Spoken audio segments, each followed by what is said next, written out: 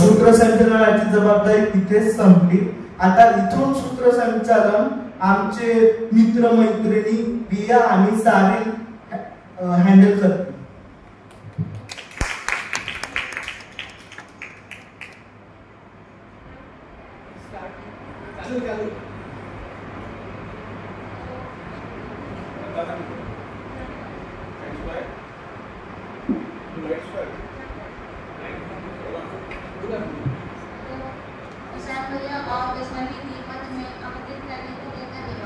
Hello to everyone. My name is Priya Khan from village Kona, district Patna.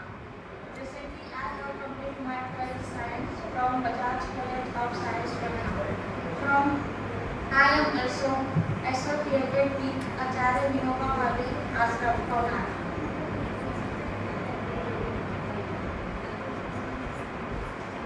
धन्यवाद किसान आणि मजबूरी मंच मला दिल्या सोबवण्यासाठी. सुस्वागतम. मी साहिल सपकाळे आजच्या पुढील कार्यक्रमाचे संचालन करणार आहे. तर आता मी संजय गोळे सरांना मंचावर आमंत्रित करतो.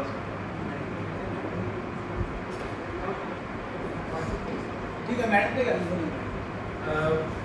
तर मी आता कुमारी मोनाली महादेवी महादेवी मॅडम यांना आमंत्रित करतो. मॅडम क्लिनिक सायकोलॉजिस्ट असून त्यांचे शिक्षण MA व MPhil झाले असून सध्या त्या इंदिरा गांधी शासकीय महाविद्यालय व रुग्णालय नागपूर येथे कार्यरत आहेत. त्यांना मानसिक आरोग्य आणि दिव्यांग पुनर्वसन क्षेत्रात 10 वर्षाचा अनुभव आहे.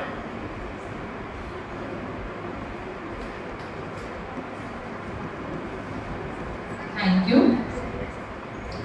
माझं नाव मोनाली मोगले आणि साजरचं नागले.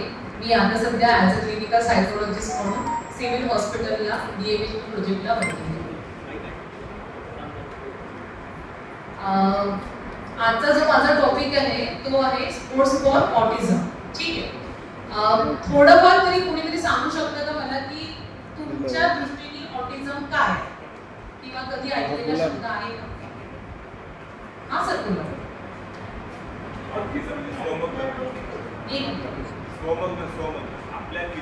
ऑटिझम म्हणजे काय? स्वमग्न. बरेच वेळा आता हरले सरांनी पण आपल्याला सांगितलेलं आहे की सगळ्यांनी माय नेम इज खान मूवी बघितली का? त्यातला शाहरुख खान. ठीक आहे. जो काय असतो की ज्याला सोशली कोणासोबत मिक्स व्हायला आवडत नाही. ठीक आहे. पहिली गोष्ट तो आय कॉन्टॅक्ट मेंटेन करत नाही. जेव्हा कोणी पण त्याला आवाज देतं त्यावेळेला तो रिस्पॉन्स जरी देईल तो फक्त ओळखीच्या लोकांना. त्यातही सगळ्यात जास्त अटॅचमेंट कोणाशी असतं त्याच्या आईशी असतं. हो की नाही? आई आणि पण नंतर जे त्याचे फॅमिली मेंबर्स असतात फक्त तिथपर्यंत. पण त्याच्यासाठी पण त्याला जसं जसं एज वाढत जाईल तसं थोड्या प्रमाणात त्याच्यामध्ये थोडाफार इम्प्रूव्हमेंट होईल. ऑटिझम म्हणजे काय? स्वमग्न असणं म्हणजे आपल्या जगातच असणं. म्हणजे काय असतं की त्या लोकांचा एक विश्व असतो. त्या विश्वात ते लोक राहतात. त्यामध्ये काय करतात ते लोक आय कॉन्टॅक्ट मेंटेन करत नाही. दुसरं काय असतं की सोशली ते अजिबातच इन्क्लूड होत नाही. स्वतःच्या जगामध्ये असतात. आणि ऑटिझम सोबतच बरेचसे असे काहीतरी सिम्पटम्स असतात की ज्यामध्ये तो व्यक्ती बिहेवियर प्रॉब्लेम सुरू करतो. आणि बिहेवियर प्रॉब्लेम सुरू करणं म्हणजे काय किंवा बिहेवियर प्रॉब्लेम स्टार्ट होणं म्हणजे काय की जसं की ऑटिझम मुलामध्ये कधी कधी काय करतात ते लोक की हायपर ऍक्टिव्ह असतात. एका जागेवर स्थिर नसतात. ठीक आहे. आपल्या दुनियेमध्ये कधीतरी बघितलं असेल एखादा तुम्ही ऑटिझम मुलगा तर तो जर इथे उभा असेल तर तो स्वतःमध्येच फिरत असतो. ठीक आहे. बघितलेलं आहे. एखादा ऑटिझम मुलगा असेल तो स्वतःच एका जागेवर कंटिन्यू एखादा मूवमेंट करत असतो. किंवा एखादा ऑटिझम असेल तो नेहमी असा श्रिंक करत असतो. ठीक आहे. तर असे ते फिजिकली मूवमेंट करत असतात.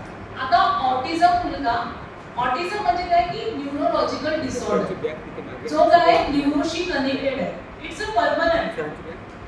यामध्ये आपण चेंज करू शकत नाही. फक्त आपण यामध्ये डेव्हलपमेंट करू शकतो. ठीक आहे. म्हणजे अजूनही असं सायन्स डेव्हलप झालेलं नाहीये की ऑटिझम मुलाचं डोक्याचं ऑपरेशन केलं आणि ही नर्व्स इथे जोडली ही नर्व्स इथे जोडल्यानंतर तो मुलगा परमनंट ऑन एन ॲव्हरेज किंवा आपल्यासारखा नॉर्मल होईल. ठीक आहे. ते अजूनपर्यंत डेव्हलपमेंट सध्या तरी व्हायचं आहे. पण ऑटिझम मुलामध्ये फक्त आपण डेव्हलपमेंट म्हणजे ऍज अ रिहॅब करू शकतो. आता रिहॅब करणं म्हणजे काय? कोणी सांगू शकतात का की तुम्हाला काय वाटतं की ऑटिझम मुलगा जो आहे तो कशा पद्धतीचे स्पोर्ट्स खेळू शकतो? जे कुठेतरी बघितलं असेल, जगाच्या पाठीवर कुठेतरी ऐकलं असेल की हा या ऑटिझम मुलांनी ही गोष्ट केलेली आहे. बौद्धिक खेळ सोडले की शारीरिक सर्वोत्तम खेळू शकतो. बौद्धिक खेळ सोडले की शारीरिक खेळ सर्वोत्तम. नाही सर, बौद्धिक खेळू शकतात ना ते लोक. का बरं? ऑटिझम मुलांचं एक चांगली गोष्ट असतात की ते एका जागेवर कॉन्सन्ट्रेट करतात. ठीक आहे. आणि प्रत्येक वेळेला प्रत्येक ऑटिझम मुलगा हा इंटेलेक्च्युअली इम्पेअरमेंट नाही राहणार. ठीक आहे. इट इज नॉट कंपल्सरी की ती व्यक्ती जी ऑटिझम व्यक्ती जी आहे ती आयक्यू वाईज प्रत्येक वेळेला कमी असेल. जेव्हा आयक्यू वाईज कमी आहे प्लस ऑटिझम आहे म्हणजे ते मल्टिपल मध्ये गेलं तर त्या व्यक्तीला चेस खेळण्यासाठी प्रॉब्लेम होऊ शकतो. पण ऑटिझम मुलं most of they are intellectually चांगलेच असतात. इंटेलेक्च्युअली चांगले असल्यामुळे ते लोक चेस खेळू शकतात. पण तुम्हा लोकांना म्हणजे as a shadow teacher, as a coach म्हणून तुम्हा लोकांना एक प्रॉपर पद्धतीने त्या लोकांना गाईड करून किंवा त्यांच्या त्या प्रॅक्टिस थ्रू त्यांना ते समजून सांगावं लागेल. कारण की ते ऑलरेडी सोशली इन्क्लूड नसतात. सोशली इन्क्लूड नसतात त्यामुळे हार की जीत तो पताही नाही ना. ऑब्विसली तुम्ही सोशली नाही आहात, तुम्हाला इमोशन्स नाही आहेत ना, तेव्हा तुम्ही सोशली नाही आहात. तर तुम्हाला हारणं काय असतं आणि जगणं काय म्हणजे जिंकणं काय असतं हे माहिती नाही. ठीक आहे. जिंकल्यानंतर कोणीतरी माझ्यासाठी क्लॅप करतं त्याचा आनंद मला भोगता येत नाही. ठीक आहे. मी हारलो किंवा मी हारली तर मला त्याविषयी दुःख व्यक्त करायचं आहे, मला रडायचं आहे हे मला समजत नाही. कारण इमोशनली माझं डेव्हलपमेंट झालेलं नाही. कारण की न्यूरोचा तो पार्ट माझा डेव्हलपच नाही झालेला आहे जेव्हा मी आईच्या पोटात होतो. तर ऑब्विसली त्या सगळ्या गोष्टीला तुम्हाला थोडं डेव्हलपमेंट करण्यासाठी त्या वाटेवर नेणं पण आवश्यक आहे. आता वाटेवर नेण्यासाठी काय असतं की मी पहिली तर गोष्ट की ऑटिझमचे सगळे सर्टिफिकेट आपल्या वर्धा डिस्ट्रिक्टच्या हॉस्पिटलला होतात. ठीक आहे. आता ऑटिझम डायग्नोसिस करायसाठी पर्टिक्युलर टेस्ट असतात त्याच्यावरून आपण त्या ऑटिझम बच्चूचे लेवल डिसाईड करतो. ज्या फॉर्ममध्ये माइल्ड किंवा मॉडरेट असं डायग्नोसिस आलं आणि आयक्यू वाईज ती मुलगी किंवा तो मुलगा ऑन अँड ॲव्हरेज निघाला तर we support to him or her definitely. कारण काय की आपल्याला त्या पर्सनला तिथपर्यंत न्यायचं आहे. ऑलरेडी सोशली डेव्हलपमेंट कमी असल्यामुळे एक मोटिवेशन टास्क पुढे करायचं आहे. कारण की ऑटिझम मुलं जरी आपण लग्नामध्ये किंवा बर्थडे पार्टीजमध्ये जरी नेले तरी ते तिथे राहत नाही. इव्हन माझ्याकडे जेव्हा ना टेस्टिंगला येतात ना तर आमच्या रूममध्ये ती गर्दी सुद्धा ते लोक सहन करू शकत. त्यावेळेला त्यांना असं शांत वातावरणामध्ये आपल्याला स्पेशली त्या लोकांना की तुम्ही या वेळेला माझ्याकडे या म्हणजे या वेळेला माझ्यासोबत तुम्ही राहत नाही फक्त मीच बसलेली असते असे पण असतात. तर काय आहे की स्टेप बाय स्टेप तुम्हाला त्यांना पुढे न्यायचं. ऑटिझम मध्ये सेन्सरी इंटिग्रेशन नसतं. सेन्सरी इंटिग्रेशनला मोटिवेशन करण्यासाठी ओटी म्हणजे ऑक्युपेशनल थेरपीमध्ये ऐकलेली आहे, फिजिओथेरपी ऐकलेली आहे का? हा, फिजिओथेरपी ऐकली. तशीच ओटी म्हणून असतं त्याला म्हणतात ऑक्युपेशनल थेरपी. काय म्हणतात की असे बच्चू जेव्हा आपल्याकडे रेफर होतात त्यांना डायग्नोसिस केलं जातं तर पहिले काय असतं की त्यांचं रिहॅब केलं जातं. रिहॅब करण्यामध्ये काय असतं की त्यांना फर्स्ट ओटीला रेफर केलं जातं. ओटी म्हणजे ऑपरेशन थिएटर नवीन. ठीक आहे. ऑक्युपेशनल थेरपी ज्याच्यामध्ये त्या बच्चूंचे सेन्सरी इंटिग्रेशनला डेव्हलप केलं जातं आणि डेव्हलपमेंट थ्रू बच्चू कंटिन्यू जर ओटी जर बच्चूंची सुरू असेल तर ते डेव्हलपमेंट व्यवस्थित होतं. ऍक्च्युली हा थोडासा दुःखद भाग आहे वर्धा डिस्ट्रिक्टचा की ते ओटीचे सेंटर म्हणजे इतके डेव्हलप नाही. कारण प्रत्येक ऑटिझम बच्चूला ऍटलीस्ट 2 to 3 आवर्स पर्यंत ओटी सेशन त्यांचे कंटिन्यू झाले तर तो डेव्हलपमेंट व्हायला सुरुवात होतो. आता ऑटिझम मुलांना जर ती प्रॉपर पद्धतीने मिळाली तर बेटर. कंप्लीट साईडने आपल्याला सांगितलं होतं की कमतरता कोणाची आहे? स्पेशल एज्युकेटरची. स्पेशल एज्युकेटरची कमतरता का असावी? काय काय कारण असेल? थोडंफार काय कारण काय आहे की लोकांमध्ये अजूनही अवेअरनेस नाही आहे की स्पेशल एज्युकेटर नावाचं व्यक्ती असतं.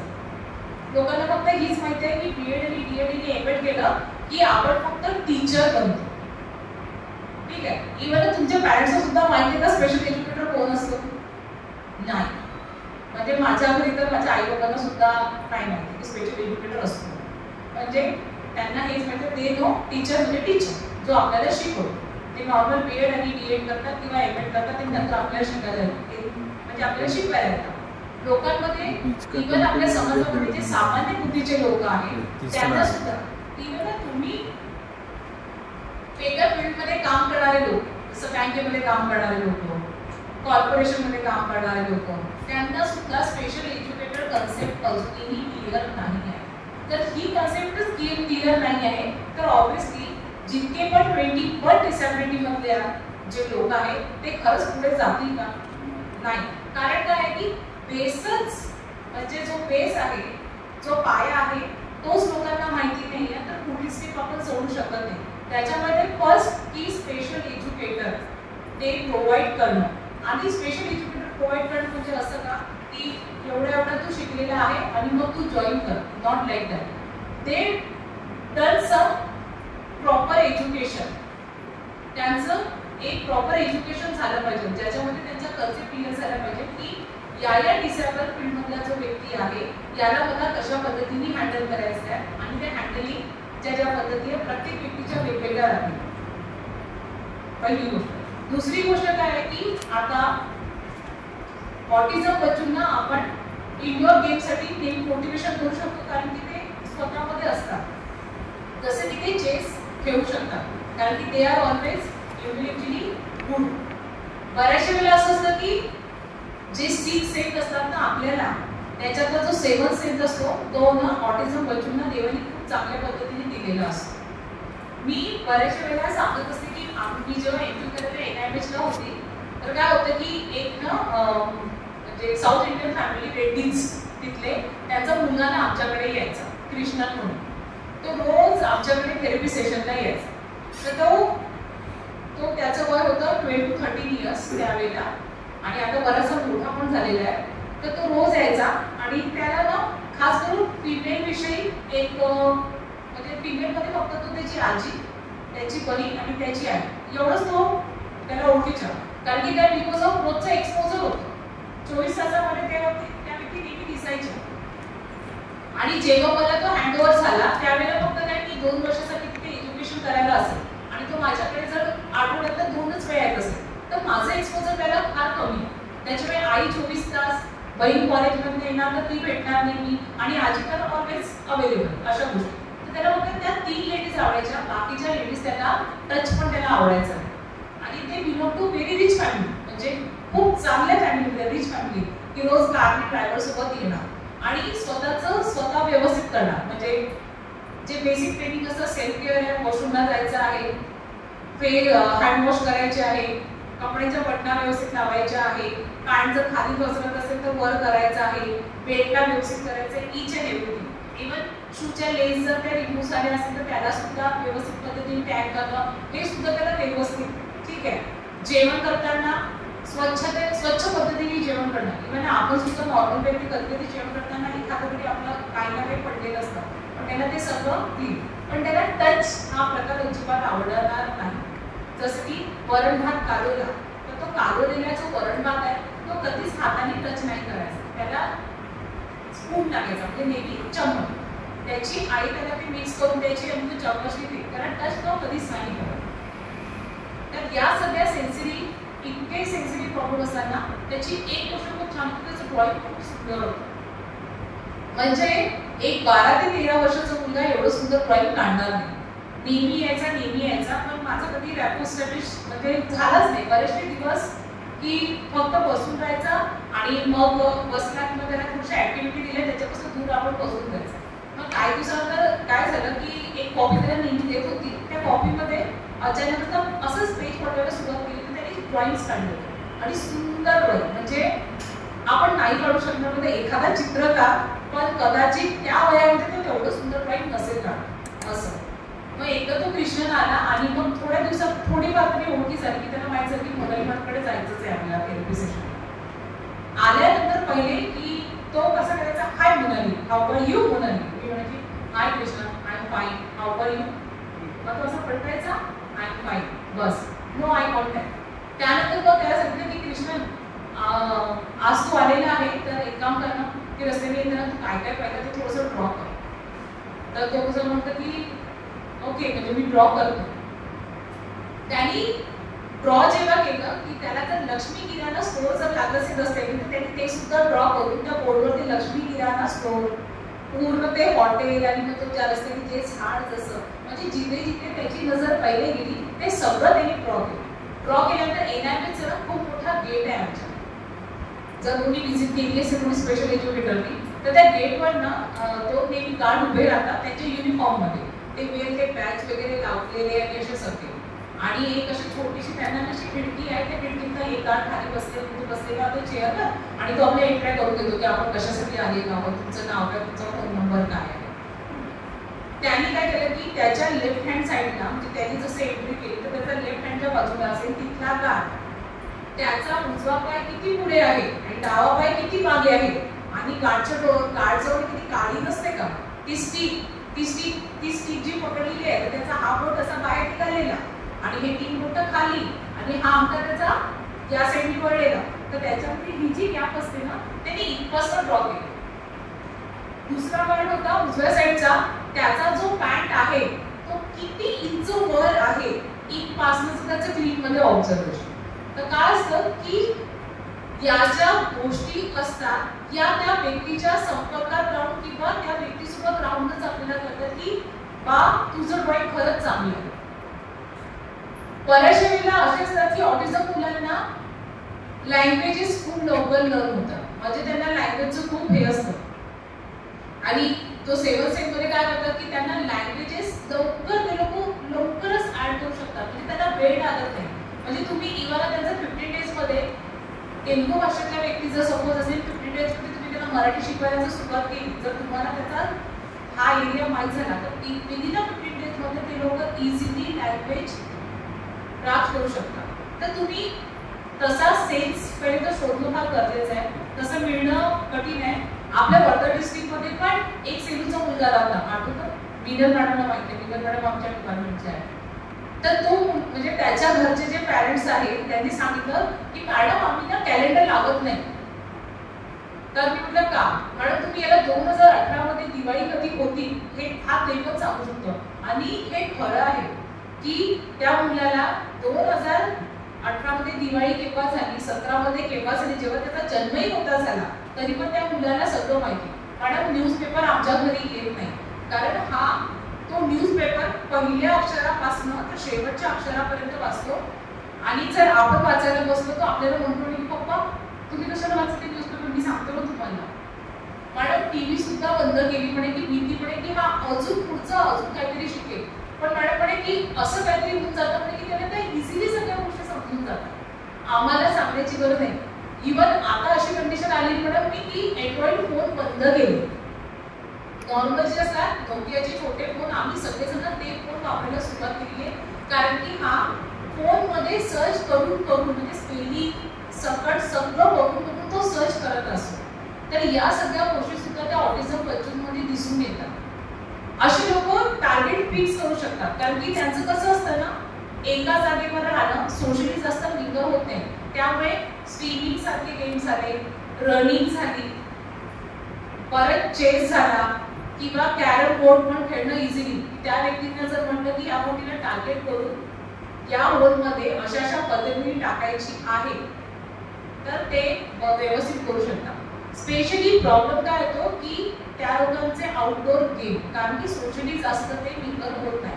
तर अशामध्ये ज्या बच्चूंची लेवल माइल्ड किंवा मॉडरेट लेवल असेल त्या लोकांना स्पेशली आपण मोटिवेशन देऊन आणि टास्कला कंप्लीट म्हणजे स्टेप बाय स्टेप जर त्यांना मोटिवेशन देऊन जर आपण कंप्लीट केलं तर मे बी की ते लोक ते सुद्धा गेम चांगले करू शकतात. त्याच्यामध्ये ते लोक बास्केटबॉल हा गेम आहे ना ते थोडेसे इझिली चांगले करू शकतात कारण की बास्केटबॉलमध्ये कसं आहे की लिंगर पण राहायचं आहे पण एक टार्गेट तुम्हाला दिलेलं आहे की ते टार्गेट कसं ना एक मेजरमेंटमध्ये आहे. ते काही फुटबॉलसारखं खूप मोठं नाही की फुटबॉलचं एक राहतं ना पूर्ण जाळी खूप मोठी असते पण ते जे टार्गेट आहे ते थोडं मेजरमेंटमध्ये असल्यामुळे त्या लोकांना ते इझिली गोईंग होतं. त्यामुळे ते लोक इझिली त्यामध्ये थोडेसे motivation class special educator special coach shadow teacher यांच्यासोबत ते लोक इझिली जाऊ शकतात. ठीक आहे. आर्चरी करू शकतात. हा इवन ते गोळा फेक झालं ते पण लोक इझिली करू शकतात गोळा फेक मध्ये, कारण की तिथे बाकी एन्व्हायरमेंट नसतं ना त्या लोकांसाठी. इंडोर गेम साठी they are very good. Outdoor साठी एवढंच आहे की एफर्ट्स घेणं as a special educator, as a coach, as a जो मेंटेनर आहे किंवा ॲज अ जो शॅडो टीचर त्यांच्यासोबत जो काम करतो त्याला तर पहिले त्या डिसऑर्डर विषयीचं नॉलेज असणं फार आवश्यक आहे. ठीक आहे. तुम्ही नॉलेज असाल, तुम्ही वाचनात पुढे गेला असाल तर तुम्हाला पर्टिक्युलर त्या सगळ्या गोष्टी समजायला सुरुवात होते. पर्टिक्युलर त्या गोष्टी समजल्या की तुम्हाला त्याच्या प्रत्येक पॉइंटला टार्गेट पण करता येतं. कधी कधी कसं होतं की ऑब्झर्वेशनच्या थ्रू जेव्हा पेशंट आपल्याकडे येतो तर त्या क्लायंटला काय आवडतं आणि काय नाही आवडत. ठीक आहे. व्हॉट इज म्हणजे काय पॉझिटिव्ह आहे आणि काय निगेटिव्ह आहे. कधी कधी आपण पॅरेंट्स लोकांना होमवर्क देतो, म्हणजे आमच्या बियर मॉडिफिकेशनमध्ये पॅरेंट्स लोकांना होमवर्क देतो की हा कधी कधी चुकीचं बिहेवियर करतो आणि कधी हा चांगला बिहेवियर करतो. तर त्या अनुषंगाने सुद्धा तुम्ही त्यांचा टार्गेट व्यवस्थित फिक्स करू शकता. ठीक. थँक्यू. कोणाला काही प्रश्न? मॅडम प्रश्न होता की जसं आपण फिजिकल हेल्थला खूप महत्त्व देतो, म्हणजे फिजिकल हेल्थ झालं, उदाहरणार्थ ताप आला, सर्दी आली, ते लक्ष देतं, लोक डॉक्टरकडे जातात. पण लोक मेंटल हेल्थला सिरियसली नाही देत, सायकायट्रिस्टकडे जातात. कारण की लोक समजतात की मी तर सायकायट्रिस्टकडे गेलो तर लोक समजतात की माझं मानसिक संतुलन चांगलं. तर म्हणजे याच्याबद्दल अवेअरनेस करायसाठी तुमचं काय? हां, मी ज्या प्रोजेक्टमध्ये काम करते त्याचंच नाव आहे डिस्ट्रिक्ट मेंटल हेल्थ प्रोग्राम. तो प्रोग्राम जो आहे तो आपल्या अख्ख्या वर्धा डिस्ट्रिक्टसाठी चालतो. याच्यामध्ये आपण बरेचसे अवेअरनेस प्रोग्राम घेतो मेंटल हेल्थ विषयी. पहिली तर गोष्ट आहे की आपण नेहमी प्रत्येक ठिकाणावर आपला अवेअरनेस असतो. आता प्रत्येक ठिकाणावर म्हणजे काय, तर आपण स्कूलमध्ये सेशन घेतो मेंटल हेल्थ विषयी, कॉलेजेसमध्ये सेशन घेतो, इव्हन आपण गावामध्ये जाऊन जे फार्मर्स वगैरे असतात, जे शेतकरीचे बंधू असतात त्यांच्यामध्ये सुद्धा, गावांमध्ये पण बचत गट वगैरे कधी ऐकले असतील, अंगणवाडी सेविका असतात, कधी गावांमध्ये आशा वर्कर वगैरे असतात, तर त्यांची सुद्धा त्यांचे ते एकत्र येणार असतात. त्या जागेवर जाऊन आपण याच्यापासून अवेअरनेस करतो की लोकांमध्ये ऍटलिस्ट थोडाफार अवेअरनेस. आणि पहिली तर गोष्ट आहे की समाजाचा जो दृष्टिकोन आहे मानसिक आजाराकडे बघण्याचा की तू पागल आहे. ओके.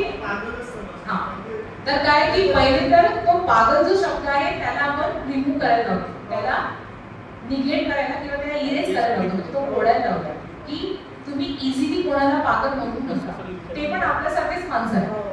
एक न्यूरोलॉजिकल काहीतरी डोपामाइनचं वर्क खाली झालं त्याच्यामुळे त्यांना एक प्रॉब्लेम सुरू झाले आणि लोकांमध्ये आपण हा पण अवेअरनेस करतो की या आजारावर आपल्याकडे इलाज आहे, आपल्याकडे मेडिसिन आहे, आपल्याकडे ऍडमिट करण्याची इतर हॉस्पिटलमध्ये सोय पण आहे. तर या सगळ्या गोष्टींचा आपण अवेअरनेस पण करतो. आणि हो, आपण सगळं कुठे ना कुठे वर्किंग आहोत, हो की नाही? प्रत्येक जण कुठे ना कुठे वर्किंग आहोत आणि प्रत्येकालाच कुठे ना कुठे टेन्शन, एन्झायटी, स्ट्रेस, थोडेफार डिप्रेसिव्ह फीचर्स प्रत्येकालाच येतात. एखाद्या वेळेला कामाचं ओझं जरी वाढलं असेल, आता सपोज ॲज अ कोच म्हणून तुम्ही जिथे कुठे काम करत असाल तर उद्या जर कॉम्पिटिशन असेल आणि तुमचा जर एखादा खेळाडू आहे की ये आ सकता आहे, तर हो तो उद्या करेल की नाही करेल याचं जर टेन्शन किंवा याचं जे काही स्ट्रेस आहे तर आपल्याला इव्हन आपण सर्वसामान्य लोक आहे तर आपल्याला सुद्धा हा त्रास होतो. पण कधी कधी असं की समाजाचा जो दृष्टिकोन आहे की मी सायकॅट्रिस्ट पाशी कशाला जाऊ किंवा मी सायकोलॉजिस्ट पाशी किंवा मी काउन्सिलर पाशी कशाला जाऊ, लोकांना माहिती होईल की मला प्रॉब्लेम आहे, लोक माझ्याविषयी बोलतील किंवा डिपार्टमेंटमध्ये लोक माझ्याविषयी बोलतील, असा जो गैरसमज आहे. आणि असं वाटतं की कधी कधी माझ्या मनातलं कोणाला तरी बोलायचं आहे तर त्याच्यासाठी आपल्याकडे एक हेल्पलाईन सुद्धा यूज केलेली आहे की ज्याच्यामध्ये आपण फ्री ऑफ कॉस्ट 24 तास कधी पण कॉल करून काउन्सिलिंग करू शकतो. मोस्ट ऑफ दी सगळ्यांकडे अँड्रॉइड फोनच आहे. तर एक नंबर आहे 14416 14416. या नंबरला तुम्ही कॉल करून ते लोक एकला महाराष्ट्र म्हणतात आणि दोनला गोवा म्हणतात.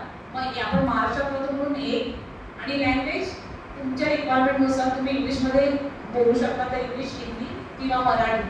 ठीक आहे. मराठीसाठी एक आहे, 2 हिंदीसाठी आहे आणि 3 इंग्लिशसाठी. तुम्हाला जी लँग्वेज कम्फर्ट असेल त्या लँग्वेजला तुम्ही क्लिक करू शकता आणि त्यानंतर आपला जो हा नंबर आहे हा टेलिमानसला ट्रान्सफर होतो. इवन तुम्हाला जेंडरचा पण प्रॉब्लेम असेल, जसं की मेलला मेलशीच बोलायचं आणि फिमेलला फिमेलशीच बोलायचं आहे, तर तुम्ही उचलणाऱ्या व्यक्तीला म्हणू शकता की नाही मॅडम मला फिमेलशीच बोलायचं किंवा मला मेलशीच बोलायचं आहे. तर फ्री ऑफ कॉस्ट तुम्ही त्यांना आपले प्रॉब्लेम सांगून त्यांच्याकडनं काउन्सिलिंग सेशन आपले घेऊ शकता. जर तुम्हाला असं वाटतं की माझा प्रॉब्लेम ऐकायसाठी किंवा मला तो कोणाला सांगायचा नाही आहे आणि तिथे जेवढी पण तुमची माहिती असते ती सगळी गुपित असते, म्हणजे मी जर उद्या तिथे कॉल केला तर माझं नाव पुढे नाही येणार की वर्धा डिस्ट्रिक्टच्या मोनाली मॅडमने आम्हाला कॉल केला होता, त्यांचे सेशन चांगलं म्हणजे त्या चांगल्या झालेल्या आहेत तर ते आपला इंटरव्ह्यू तुम्हाला देतील. नाही, तसं नाही, ते तुमचं सगळं गुपित असतं.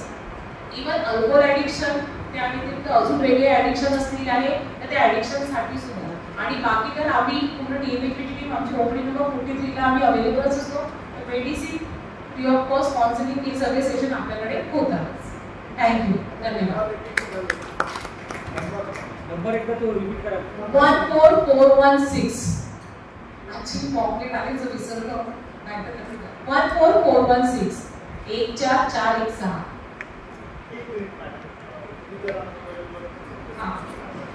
मॅडम अगर हे जे सुरू असतात आपण सांगितलं ते मुलं सहवासाने आपण जास्ती टाईम त्याचे स्पेअर केला आणि सर्व आपण कोणती गोष्टी सगळं शिकवायची असते. ऑटिझम विषयीच बोलत आहात ना? अगर त्यांना आपल्याला कोणता गेम शिकवायचा आहे एक तर त्यांचं शोषण होणं त्यांच्यासोबत होणे हे खूप आहे. कारण जसं तुम्ही सांगितलं त्यांचं नेचर माहीत करणं जरुरी आहे. प्रत्येकाचं असतं, कुठल्याही गेमचं असतं किंवा कुठल्याही व्यक्ती असला, पण त्या व्यक्तीला आपण समजत नाही पण तर त्या व्यक्तीपर्यंत आपण पोहोचू शकत नाही, त्याला व्यवस्थित आपण शिकवू शकत नाही किंवा सांगू शकत नाही. अगर काय मुलं जसं मी सांगितलं की ते लोक सोशल होत नाही ते पोरं, पण त्यांना गेम शिकवायचा आहे तर त्या गेमसाठी आपण त्यांना कसं प्रोव्हाइड करावं, कसं त्यांना कन्व्हिन्स करावं किंवा जास्त त्यांच्यासोबत राहणं हा एक पर्याय आहे. त्या अजून कुठला दुसरा पर्याय हा म्हणतात. एखाद्या वेळेला काय असतं की कधी कधी काय असतं की बच्चू आपल्याकडे आलेला आहे. सपोज आपल्याकडे ॲट दी एज ऑफ 6 किंवा 6 इयर्सचा बच्चू आला आणि त्याच्या ॲज अ म्हणजे प्रत्येकाला नाही का आपण ज्या प्रोफेशनमध्ये काम करतो तर आपल्याला आपल्या प्रोफेशनचं नाही थोडंसं ना की एखाद्या व्यक्तीला बघितल्यानंतर आपल्याला असं वाटतं की नाही का ही व्यक्ती हे काम करू शकेल.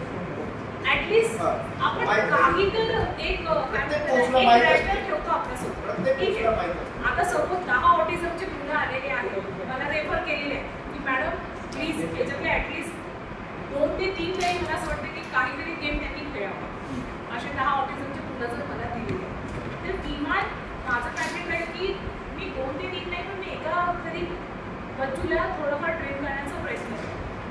आता ट्रेन करण्याचा प्रयत्न करते की तुम्ही तुमच्या गेममध्ये निपुण आहात, तुम्ही कोच आहात, तुम्हाला प्रत्येक गेम माहिती आहे. आता ऑटिझमचं जेव्हा बच्चू माझ्याकडे येतो तर प्रत्येक वेळेला ऑब्झर्वेशन होतं. ऑब्झर्वेशनमध्ये तुम्ही पॅरेंट्सला सुद्धा होमवर्क द्याल की पहा त्याच्यामध्ये काहीतरी चांगलं आहे का. मग ते आपल्याला सांगायला लागतं की नाही मॅडम ये ऐसा करता है, इसको ये बहुत अच्छा लगता है. हम लोग तो नाही माहिती आहे तुम्हाला एक गेम आहे मग कंचे असतात त्या कंच्यांना मग त्या ह्याच्यामध्ये हे का तो माहिती आहे का. अमेरिकेमध्ये एक म्हणजे अमेरिकेमध्ये एक शहर आहे तिथे तो गेम ना नॅशनल लेवलला त्याचं ना हे होतं कॉम्पिटिशन होतं आणि आपण त्याचं एवढा साईज मी तरी एवढा साईज बघितलेला आहे. त्याच्या ज्या पळ्या असतात त्या खूप मोठ्या मोठ्या असतात आणि त्याच्यामध्ये ते काय करतात की स्पेशल बच्चू असतात ऑटिझम बच्चू ते कॉन्सन्ट्रेशन चांगलं करू शकतात. तर त्या मुलांना त्या मोठ्या उचलून अशा शिफ्ट करायला सांगतात. तर आपण आपल्या पॅरेंट्सला होमवर्क देतो आहे तर पॅरेंटच्या होमवर्कच्या थ्रू काही ना काही ऑब्झर्वेशन येईल. ठीक आहे, आणि त्या अनुषंगाने तुम्ही ॲटलिस्ट बेसिक गेम, आता बेसिक गेममध्ये की आपण चेसवर डायरेक्ट पुढे नाही म्हणत कारण की तो थोडा डिफिकल्ट टास्क आहे. सपोज आपल्याला माहिती आहे की ही किंवा हा जो मुलगा किंवा मुलगी इंडिव्हिज्युअली व्यवस्थित आहे, ऑन अँड ॲव्हरेज बुद्धीची आहे, एकदा शिकवलं तर लर्न होतं, एकदा सांगितलं तर लर्न होतं. मग त्या अनुषंगाने सुद्धा तुम्ही त्यांचा गेम डिसाईड करू शकता. जसे की सोशली इन्क्लूड होत नाही तर ॲटलिस्ट 2 लोकांचा गेम तर ते घेऊ शकते. पहिल्यांदा फर्स्ट म्हणजे एका व्यक्तीसाठी. आता एका व्यक्तीसाठी जसं मी म्हटलं की तुम्ही स्विमिंग त्यांना सांगू शकता. एक तर स्विमिंगमध्ये पण तुम्ही कॉन्सन्ट्रेट करू इंडिव्हिज्युअल रनिंगमध्ये पण तुम्ही त्यांना पुढे आणू शकता. इवन चमचा आणि बटाटावाला पण गेम घेतो ना आपण, लिंबोनी चमचावाला, त्या गेममध्ये सुद्धा तुम्ही त्यांना पुढे आणू शकता. म्हणजे हे काय हे छोटे छोटे गेम जे ऑलिम्पिक लेवलला नाही आहे सध्या. स्विमिंग आहे, आता भाला फेक झाला किंवा गोळा फेक झाला, आता हे यांची लेवल परत, त्या लेवलपासून तुम्ही डिसाईड थोडंफार तरी करू शकता की नाही बा या गेममध्ये ही व्यक्ती पुढे जाऊ शकते. पहिल्यांदा ॲटलीस्ट तुम्ही एका व्यक्तीचा एक्सपोजर देऊ शकता की ज्याच्यामध्ये फक्त 2 व्यक्तींचं नाव आहे, मग 2 व्यक्तींचं सोडून मग 3 व्यक्तींचं काम आहे, नंतर मग 4 व्यक्तींचं काम. जसं की कॅरममध्ये आपल्याला माहिती आहे की 4 व्यक्ती आहेत, तर मग एक्सपोजर आहे ते स्टेप बाय स्टेपच तुम्हाला वाढवावं लागतं. आणि टाईम पिरियड ते घेणारच, कारण की त्यांचा प्रॉब्लेम आहे. ते आर स्पेशल ना, ते स्पेशल आहे म्हणून ते स्पेशल झाले. आणि जर स्पेशल एज्युकेटर आहे तर तो खरंच स्पेशल व्यक्तीला शिकवतो तर तो सुद्धा स्पेशल आहे. तर तो स्पेशल झाला ही त्यांच्यावर केलेली अंडरलाईन आहे. त्याला आपण हे दिव्यांगन जे म्हणतो ना, याचं बोलायला येतं की दिव्यांजन, दिव्य जनोमे. हिंदी दिव्यांगनला ना हिंदीमध्ये दिव्यांजन म्हणतात की जनोमे दिव्य, म्हणजे पूर्ण जनतेमध्ये तो जो आहे तो दिव्य आहे. That's why they are special. आणि त्या स्पेशलला आणण्यासाठी आपल्यालाही तेवढे एफर्ट्स घेणं, कारण की तुमच्यामध्ये पण तेवढं स्पेशल्स पाहिजे. की बऱ्याचशा वेळेला असं होतं की जे आपण जर त्याच्यामध्ये एज्युकेटेड असू ना तर आपल्यामध्ये पेशन्स येतो, पण जे लोक नॉन स्पेशल असतात ना त्या लोकांमध्ये स्पेशल्स नसतो. सपोज एखादा कोच आहे, तो काहीतरी शिकवण्यासाठी ट्राय करतो आहे आणि एखाद्या वेळेला की शेवटी तो म्हणतो की नाही बा मी 10 वेळा शिकवलं तर आता मी शिकवणार नाही, तर असे सरेंडर करणारे पण कोच असतात. पण नाही, तुमच्यामध्ये पण तेवढा पेशन्स पाहिजे, कारण की इट्स अ चॅलेंजिंग ना. आज जर ॲज अ कोच म्हणून तुम्ही कोणत्या तरी स्पेशल मुलाला पुढे घेऊन जात आहात, म्हणजे वर्धा डिस्ट्रिक्टपासून तुम्ही एका स्टेट लेवलला नेत आहे, स्टेट लेवलपासून तो तुमच्या नॅशनल लेवलला येतो, नंतर तो इंटरनॅशनल लेवलला जात आहे, ही तुमच्यासाठी गर्वाची गोष्ट आहे. ठीक आहे, उद्या तुमच्यावर तो लाईट जास्त पडणार आहे, तुम्ही फोकसिंग होणार. तर हे जर टार्गेट तुमच्यामध्ये असेल तर डेफिनेटली ॲटलिस्ट 10 जर बच्चू माझ्याकडे आले तर आय जस्ट ट्राय फॉर की पहिले टार्गेट मी 1चं तर करू. जर तुम्ही 1मध्ये सक्सेसफुल झाला तर तुम्हाला कसं ना टेक्निक समजायला सुरुवात होईल, तर तुम्ही दुसऱ्यावर पण ती टेक्निक यूज करू शकता. आणि ऑब्व्हियसली हायरार्की तुमची वाढणारच. एक्सपिरियन्स पण तसाच असतो ना. पहिल्यांदा जॉब जॉईन केला कुठला घाबरतो ना, असं कोणी आहे का मॅडम मी कॉन्फिडेंट, म्हणजे मी कॉन्फिडेंटली बसलो आणि मी काम करायला सुरुवात केली, थोडं तरी कुठेतरी काम केलं असेल म्हणून तो कॉन्फिडंट वाढेल ना तुमचं. सेम थिंग आहे की ते आपलं काम आहे, तर त्या कामासाठी तुम्ही कसं की मॅडम इतकं 1 वर्षाचं झालेलं आहे, मग कॉन्फिडंट लेवल वाढतं. ठीक आहे, दुसऱ्या वर्षाला तुम्ही थोडंसं अजून चांगले करता, तिसऱ्या वर्षाला अजून चांगले करता, चौथ्या वर्षाला किंवा नंतर मग आपण शिकून जातो ना. सेम थिंग की सगळ्या गोष्टी तुमच्यासोबत स्टेप बाय स्टेपच होतात.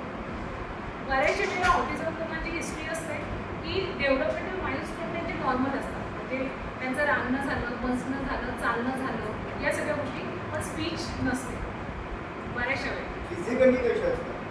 फिजिकली दे आर गुड, पण प्रत्येक वेळेला नाही. फिजिकली ते हँडिकॅप असतील असे नाही, ते फिजिकली चांगले असतात, पण त्यांचे जर बाकी टर्शरी मुवमेंट जर सुरू झाल्या, टर्शरी मुवमेंटमध्ये ते सतत हात हलत राहतील, एका जागेवर नेहमी असे करत राहतील. कधी कधी ऑटिझम बच्चू नॉर्मली म्हणजे वॉकेबल असतात, चालणारे असतात, धावणारे असतात, या सगळ्या गोष्टी असतात. पण टर्शरी मुवमेंट याच्यासाठी करतात ते आर फील सेन्सरी, त्यांना सेन्सरी इंटिग्रेशनची खूप जास्त गरज असते. ते फील व्हेरी गुड, त्यांना टच हा सगळ्यात जास्त प्रॉब्लेमॅटिक असतो. ह्युमन टचला ते नेहमी अवॉइड करत असते, पण त्यांना हे टच, जसं की आता सपोज एखादा ऑटोचा मुलगा जरी मी इथे आणला आणि तो इथे टच करतो, या बाकीला खूप टच करेल, जोपर्यंत खूप आपल्याला सुरुवात आहे, जोपर्यंत त्याला त्यांचं सेन्सेशन म्हणजे न्यूरोमध्ये पोचणार नाही तोपर्यंत तो सॅटिस्फाईड होणार. म्हणजे बऱ्याचशा वेळेला सिम्पटम्स हे प्रत्येक ऑटिझममध्ये वेगवेगळे असतात, प्रत्येकामध्ये कॉमन दिसत नाही. जसं की प्रत्येक वेळेला कसं झालं की जेवण करताना कोणती पण वस्तू जर त्यांना जेवणासाठी दिली तर ते लोक स्वीट घेतात आणि ते जोरेने घेतात. काय असतं की तो आवाज पण ते एन्जॉय करतात, त्या स्प्रिंगला त्यांच्या न्यूरोलॉजिकल फंक्शनपर्यंत ते लोक पोचवतात आणि मग नंतर ते खातात. त्यांना ओलावा जो असतो तो नाही आवडतो, म्हणजे कालवलेला भात झाला, चपातीसोबत भाजी झाली, तर हे सेन्सरी इंटिग्रेशन तुम्हाला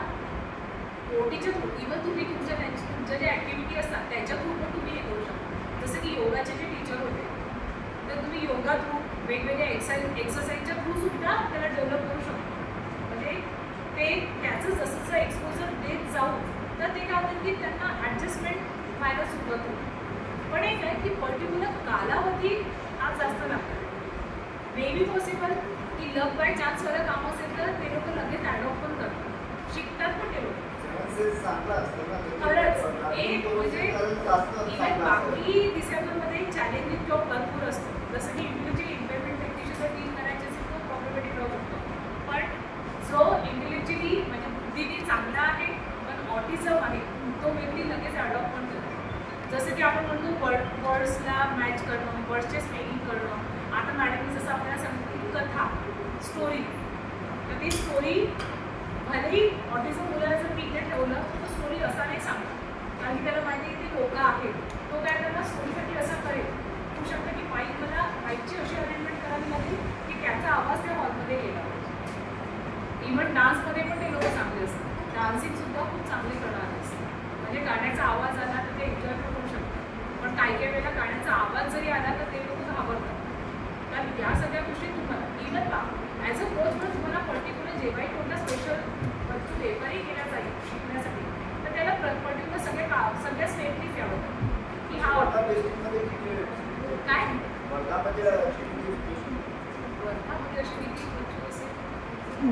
स्पेशली ऑटिझम आम्ही आतापर्यंत तरी म्हणजे मला जॉईन करून 2 वर्ष झाले. या 2 वर्षांमध्ये मी जवळपास 22 ते 23 सर्टिफिकेट केले. 70 से 80 पेशेंट होंगे अभी वर्धा में. आणि कम्पेअर टू गर्ल्सपेक्षा बॉयमध्ये सगळ्यात जास्त ऑटिझम असतो. हो यादी भरायची. इव्हन ना आपल्याकडे सगळं अवेलेबल पण असतं ॲड्रेस. आता जर सेलूचा जो मुलगा आहे त्याचा पण असेल आपल्याकडे ॲड्रेस मिळून जातील काही प्रॉब्लेम नाही. अजून कोणाला काही प्रॉब्लेम किंवा डिफिकल्टी थोडीफार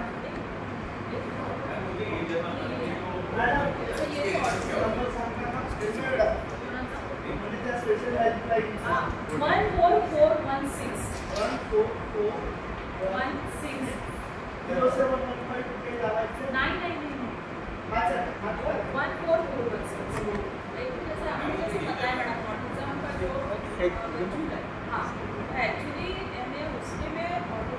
माइक है सर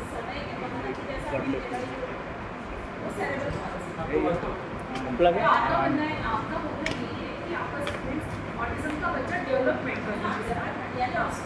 समय के वाइज उसमें कुछ डेवलपमेंट होता है ऑब्वियसली, क्योंकि जैसे जैसे ये नेचुरली है. हम लोग बोलते हैं ना कि गॉड गिफ्टेड वाली चीज़ें होती है ना. भगवान ने अगर म्हणणं असतं ना की देवाने जर जन्म दिल्यानं त्यांनी नक्कीच आपलं काहीतरी चांगलं केलं असेल. असं गरज नाही आहे. माझा आवाज तसा एक कापूस असेल. ओके, मैं ऐसा बोलते हैं कि भगवान ने अगर आपको जन्म दिया है तो भगवान ही सब कुछ अच्छा करेगा. सेम थिंग ऑटिज्म बच्चों के साथ भी वही होता है. अगर पेरेंट्स लोगों में पूरे सोसाइटी में उसके बारे में अवेयरनेस है तो डेफिनेटली वो सेंटर में जाएंगे, बच्चे का अच्छी तरह से इलाज करेंगे, उसके लिए थेरेपी स्टार्ट करेंगे तो डेवलपमेंट पक्का होने ही वाली है. अभी तक मैंने पता नहीं आपने अभी ऑटिज्म के बारे में जैसे इतना जो बताया डिटेल्स में, तो अभी अभी मुझे ऑब्जर्व होने लगा कि जैसा अभी ये एक ही जगह पे बैठना या फिर इसकी मूवमेंट बाहर नहीं जाना, ये सिर्फ इसका घर जितना है मम्मी पापा भाई वो सिर्फ भाई इसको एक्सपोजर नहीं है मैडम को. हाँ, इसको अगर वो बाहर पर रिलेटिव्स में तो एटलीस्ट जो उसकी मासी है, बुआ है, मामा लोग है उनको तो पहचानता है ना. पर ऑटिज्म बच्चे वो भी नहीं करते ना. इवन ना ऑटिज्म बच्चे ऐसे भी होते हैं वो अपनी सगी माँ को भी नहीं पहचानते. इतना उनका रहता है कि उन्होंने कभी अपनी माँ को माँ करके भी कभी बुलाया नहीं. They never call to her as a I. हमारे मराठी में हम लोग बोलते हैं ना कि आई भी उन्होंने कभी बोला नहीं. तो उनका जो इमोशंस का जो लेवल रहता है वो टोटली डिफरेंट मीन्स इमोशंस ही नहीं है. तो वो सोशली जैसे कि अभी ये था यहाँ पे सीओ सर आए थे, वहाँ पे गया उन्होंने शेक हैंड किया, उन्होंने किया ना, तो दैट वन इज गुड कि सोशली है. फिजिकली हैंडीकैप होने के कारण उसको फिर बाकी सारी बॉडी में उसको दिक्कत आ रही है. वही मैडम जैसे इसको कैसा वो सामने अगर किसी से बात कर रहा है तो वो आई कॉन्टैक्ट करके बात नहीं करेगा, वो ऐसा ऐसा ऐसा उसको वो सामने देख के बात करने में उसको कॉन्फिडेंस नहीं रहता कि मैं बात कर पाऊँ। तो वो आई कांटेक्ट मेंटेन ना करते हुए बात करता है। हाँ, वो बात और वैसा वो जो बोलता है, एक्चुअली प्रॉब्लम ये है कि वो जो बात बता रहा है सामने वाले को, वो सामने वाले को क्लियर नहीं होगा, यानी उसका स्पीच क्लियर है। स्पीच नहीं होगा। इस कारण भी हो सकता है कि शायद वो डरता होगा कि सामने वाला मेरी बात समझे ना समझे, उससे अच्छा ना बताए तो अच्छा, तो बेटर है। नहीं, वो ऐसा मैंने मेरे को ऐसा लगता है कि शायद वो ऐसा ही सोचा होगा। मे बी देखो, आप अगर कौन सी भी डिसेबिलिटी में काम करते हो, सीपी हो, ऑटिज्म हो, एबार हो, ठीक है, इसमें क्या होता है कि हम लोग अपनी चीजों को एक्सप्रेस कर सकते हैं ना, कि अगर मुझे दुख हुआ या अगर किसी ने मुझे बोला तो मैं किसी को फोन करके बोलूँ, ठीक है, पर ये लोग ये नहीं कर सकते बिकॉज ऑफ कि उनका उतना डेवलपमेंट नहीं हुआ। अभी ये भी हो सकता है कि वो ऑन एन एवरेज हो पर फिजिकली सपोर्ट नहीं है, फिजिकली वो काम नहीं कर रहा है। और ये भी हो सकता है कि जैसे वो मान हिला रहा है, उसकी गर्दन को हिला रहा है, तो मे बी कि उसको उसका सेंसेशन फील होता है, या जब भी आप देखना इसका भी ऑब्जर्वेशन करना, वो जब पूछ होता है या उसको कुछ बताना है तब वो ऐसी गर्दन करता है, तो ये इंडिकेशन है उसका कि वो कुछ बताना चाहता है या वो किसी चीज को एंजॉय करता है।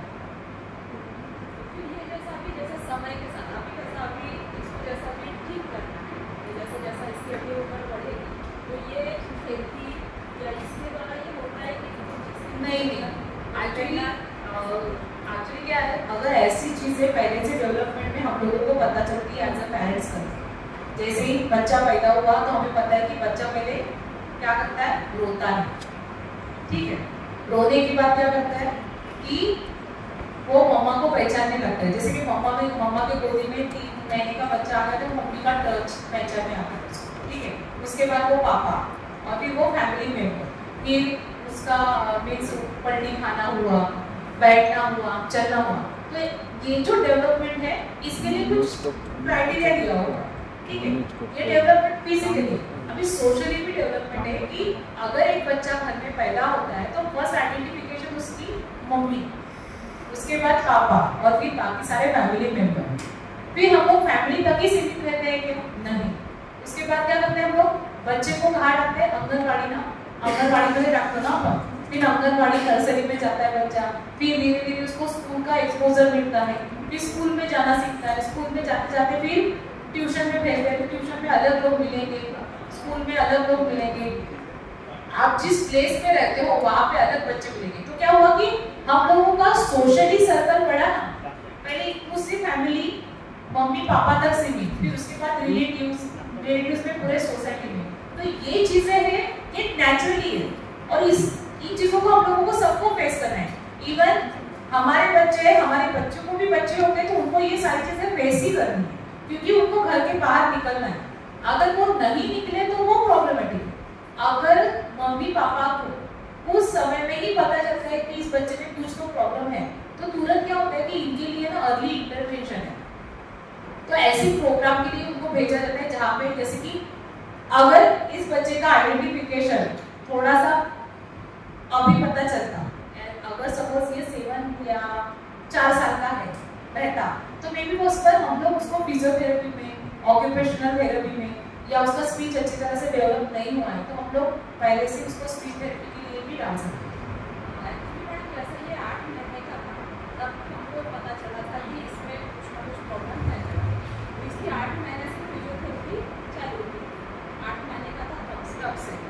तो इसकी अभी भी रेगुलर है, लेकिन अभी कैसा मुझे ये प्रॉपर अभी हो नहीं पाता, इसको खाना ले जाना करना, तो थोड़ी अभी कम, लेकिन अभी यही तो मैडम एक्चुअली पेरेंट्स को वही तो काउंसलिंग लेते हैं हम लोग कि आपको गवर्नमेंट की सारी फैसिलिटी मिलती है, वो फ्री ऑफ कॉस्ट मिलती है, तो आप सारी चीज़ों को क्या बोलते उसका लाभ उठाना चाहिए आपको, कि एफर्ट्स तो पेरेंट्स को ही लगाना है, पेरेंट्स के सिवा दूसरा ऑप्शन ही नहीं है। आप सोचो ना कि अगर कुछ दिनों के बाद हम बूढ़े होने वाले हैं, हम भी मरने वाले हैं पक्का, ठीक है। आजकल ये भी पता है कि सब लोगों को ऐसे 4-4 और 5-5 भाई है कि आजकल की जनरेशन में नहीं, या तो 2 या 1, एटलीस्ट 2 है तो मुझे पता है कि मैं हैंडीकैप हूँ तो मुझे पता है कि या मेरा भाई या मेरी बहन थोड़ा सा मेरी रिस्पॉन्सिबिलिटी को ले सकती है, पर जो एक है या दो है वो प्रॉब्लम नहीं है। इसीलिए अर्ली इंटरवेंशन जैसे प्रोग्राम हुए कि बच्चा एटलीस्ट कुछ नहीं तो खुद का कुछ कर सके, यानी उसका सेल्फ केयर करे, खुद की चीजों को अच्छा करे। ये सारी चीजों के लिए ही ये थेरेपी सेशन है, जिसमें भी फिजियोथेरेपी है, ओटी है, ऑक्यूपेशनल थेरेपी बोलते हैं, हम लोग स्पीच थेरेपी बोलते हैं। तो ये सारी चीजें उसी के लिए है कि हमारा बच्चा अगर पहले ही आइडेंटिफाई होता है, वो सभी लोग क्या करते हैं कि जैसे कि बच्चा ऐसे पता भी चलता है कि डॉक्टर के पास जाके मेडिसिन स्टार्ट करें।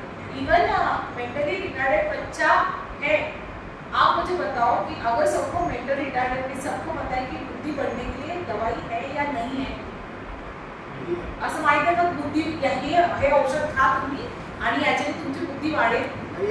नाही आहे ना? ठीक आहे, जर बुद्धी वाढायचं औषध खरंच असतं तर आपण आज कलेक्टर आणि सीओ वगैरे झालो असतो ना, ओके नाही झालो असतं का? म्हणजे सगळ्यांकडे शंखपुष्पी सगळ्यांनी बाबांनी परत 24 तास शंखपुष्पी मोनाली शंखपुष्पी, तुला पण कलेक्टरच व्हायचंय, तुला पण सीओच व्हायचंय। ऑब्वियसली बुद्धि बढ़ने के लिए दवाई नहीं थी, तभी भी लोग मेंटल रिटार्डेशन बच्चा होने के बावजूद भी लोग दवाई देना अपने उसका कंटिन्यूशन में दवाई स्टार्ट ही रहती। दवाई किस बात के लिए रहती है कि अगर बच्चा इंटेलेक्चुअली इंपेयरमेंट है यानी बुद्धि से कम है, तो उसके साथ अगर उसको बिहेवियर प्रॉब्लम स्टार्ट है, जैसे कि बच्चा बहुत इरिटेशन कर रहा है, वो चिड़चिड़ापन कर रहा है, गुस्से में चीजें फेंक रहा है, किसी को काट रहा है, उस जो बिहेवियर प्रॉब्लम है उसको खत्म करने के लिए दवाई है। अभी जैसे कि सीपी बच्चा है, तो सीपी बच्चे को अगर बच्चा पहले से पता चलता है, अगर उसकी रेगुलर फिजियोथेरेपी होती, फिजियोथेरेपी के साथ साथ उसका ऑक्यूपेशनल थेरेपी होता, और जैसे कि स्पीच में उसकी जो प्रॉब्लम है, अगर उसकी स्पीच भी थेरेपी होती तो मे भी पॉसिबिलिटी को थोड़ा सा और डेवलप होता। अभी तो शायद वो इतना डेवलपमेंट आपके एक्सपोजर के कारण भी होगा, क्योंकि आप एज अ पेरेंट्स इतना पेशेंस भी है आपको, और उसको आपको पता है कि एक एक चीज मुझे पता है कि ये चीज मुझे 10 बार बतानी है, तब वो 11वीं बार ध्यान में रखनी है, तो यही चीजें करनी पड़ेगी। एक्चुअली मैडम ये तो इसमें ये तो ऑटिज्म वाला पार्ट है, अभी मेरे को ये पिछले 1-2 साल में ये ज़्यादा लग रहा है, यानी इसीलिए क्योंकि ये अपने पे ही रहता है, यानी अपन इसको अगर कुछ बात बताएंगे नहीं तो फिर ऐसा करना है। पर एक्चुअली ऑटिज्म बेसिकली बाय जल्दी से ही पता चलता है, वो ऐसे अचानक से नहीं आता। नहीं पता कि मुझे ये है कि पहला ऐसा इसने मुझे ऑब्जर्व किया कि इतने पर मैडम को अगर वो ऑटिज्म बच्चा होता है तो वो आपके साथ बैठता नहीं है। नहीं मैं आपको पूछ रही मैडम ने है तो कैसा नहीं क्लियर करिए अपने डाउट्स। नहीं ऐसा नहीं है, मोस्ट ऑफ दी जैसे कि सीपी है, इंटेलेक्चुअली इंपेयरमेंट है, तो ऐसे बच्चों में भी बहुत सारी चीजें इंक्लूड हो सकती है, पर ऑटिज्म बच्चा स्पेशली ऐसे पहचान में ही आ जाता है। यहाँ पे एक्चुअली वीडियो भी मैंने डाया नहीं तो मैं पक्का वीडियो बता देती आपको कि कैसे वो डायरेक्टली ऐसा, क्योंकि वो फोकस ही आ जाता है कि ऑटिज्म है। यूट्यूबर में है ना बात? हाँ बिल्कुल, आप यूट्यूब पे भी सर्च कर सकते हो, पर एक है कि वो ऑटिज्म नाम का कीड़ा अपने दिमाग में मत डालना, उस सोच से मत जाना। अलग अलग ये करते हैं कि वो समझने क्या होती है वो अपन ये उस पर कुछ काम कर सके तो और बेटर होगा। और किसी को कुछ क्वेश्चन? सर वाला सवाल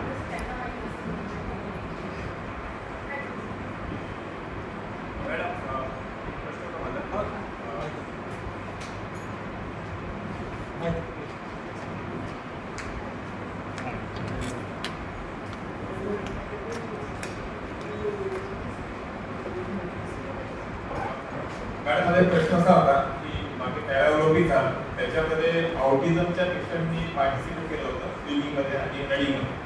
तर स्विमिंगमध्ये जो पेशंट पार्टिसिपेट करत होता त्याला ते M52 की M42 असा ते कॅटेगरी ठरवली, आणि रनिंगमध्ये जो होता तो T20 अशी कॅटेगरी ठरवली. ते ऑटिझमच्या पेशंटची कॅटेगरी कशी काय ठरते मॅडम त्या बाबतीत?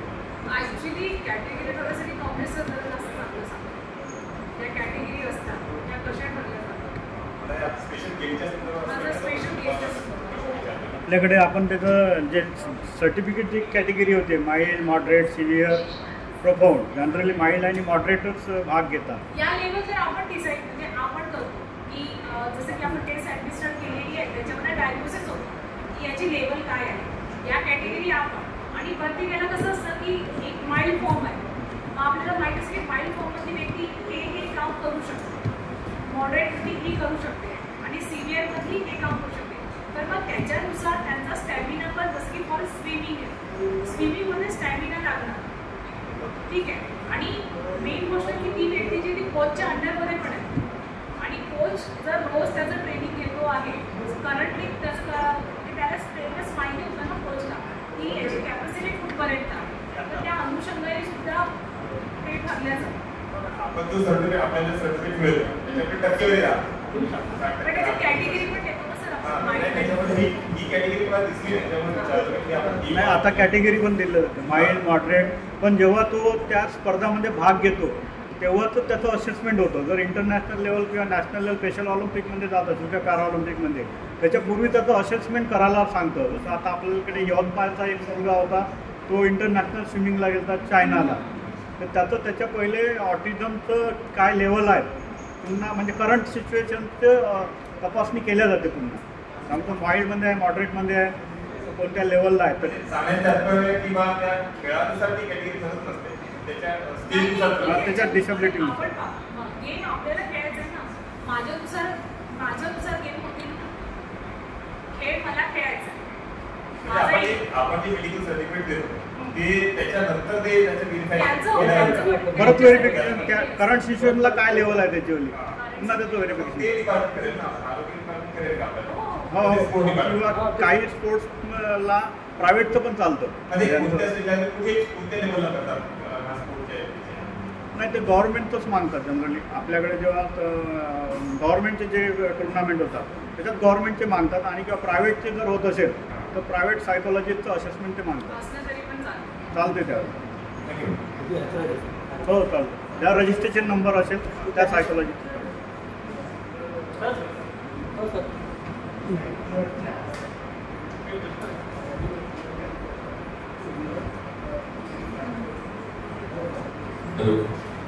मैंने क्वेश्चन था, जो ऑटिज्म होता है बच्चों में, उसका रीजंस क्या होता है, मतलब किस वजह से बच्चों में autism? Actually reasons of autism first is genetic, आनुवंशिकता, जेनेटिक्स बोलते हैं हम, आनुवंशिकता.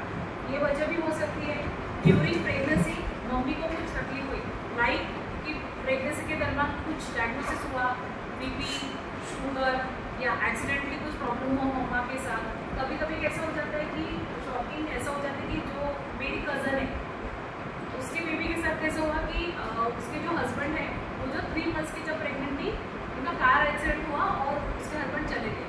तो उस फेज के दौरान जो बच्चा पेट में था तो उसका जो असर उसके कारण भी हो सकता है.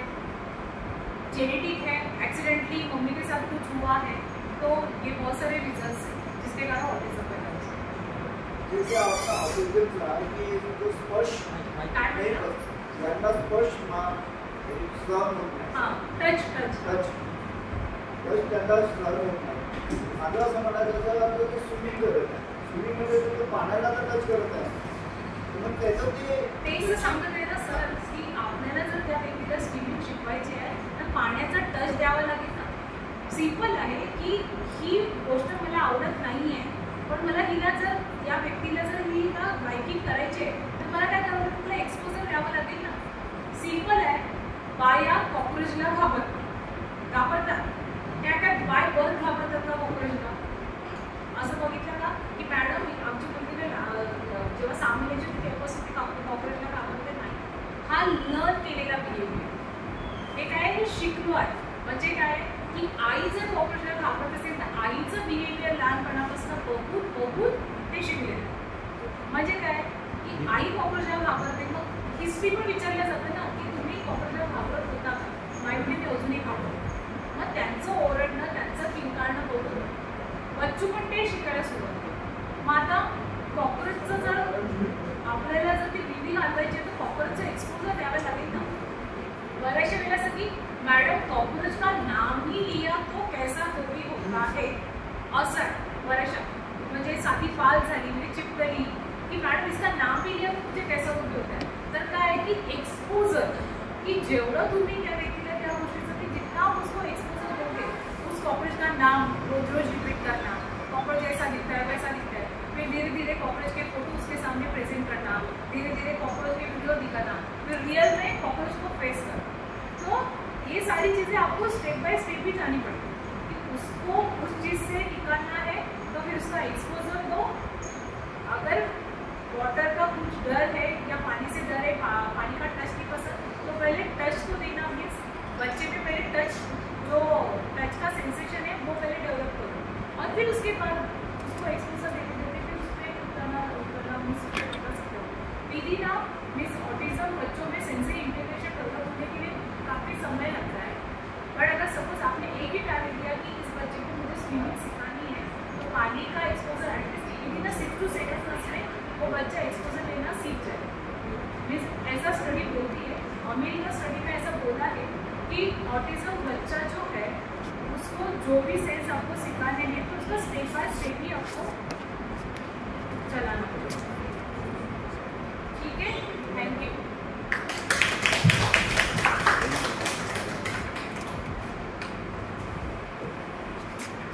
मॅडम आभार। आणि तुम्ही जसं सांगितलं की पालिका गावाचा तुमच्या प्रश्न विचारतो, मी पण म्हणजे मी कधीच घाबरलो नाही, पण मला एक गोष्ट आठवली। मी 2 एप्रिल 2023 रोजी संध्याकाळी 6 वाजता डिस्ट्रिक्ट ग्राउंडला जातो आणि एक सरांना भेटतो, त्यांचं नाव श्यामसुंदर मुळे सर। त्यांनी मला एवढा आजपर्यंत एवढं त्यांनी ग्राउंड शिकवलं, म्हणजे मला ना मॅडम मी जेव्हा 13 वर्षाचा होतो मी त्या वयात बेस जी बुटाची बेस आहे ते बांधलं, त्या वयात मी शिकलो बुटाची बेस बांधली। आणि माझं म्हणजे फाईन मोटर फंक्शन ज्याला आपण बोलतो कोऑर्डिनेशन, ते मला काही जमत नाही। कधी कधी चालताना माझा एक पाय वाकडा होऊन जातो, तर कधी एक हर्डल्स नावाची गोष्ट आपण स्पोर्ट्समध्ये करतो, तर त्याच्या